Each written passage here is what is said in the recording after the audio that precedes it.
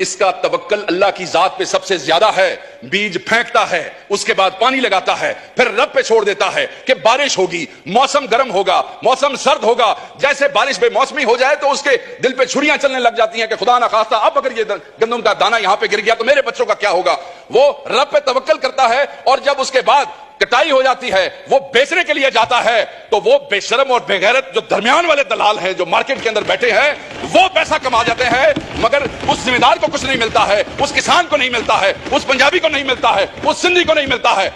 میں نے صرف آپ سے یہ ریکویسٹ کرنی ہے کہ خدا را ان کی زندگی آسان کریں, ان ڈکیتوں کو بے نقاب کریں. ہمارا پنجاب کا کسان, سندھ کا کسان بڑی مشکل میں ہے, بڑی اذیت میں ہے, بڑا پریشان ہے, اور سب سے بڑا ظلم یہ ہے کہ اس کی اس پریشانی, اس کی اس اذیت ناک زندگی اور اس کے اس لمحے کے ذمہ دار وہ لوگ ہیں جو اپنے آپ کو عوام کے لیڈر کہتے ہیں. ان کے فیصلوں کی وجہ سے آج کسان اس اذیت کا شکار ہے,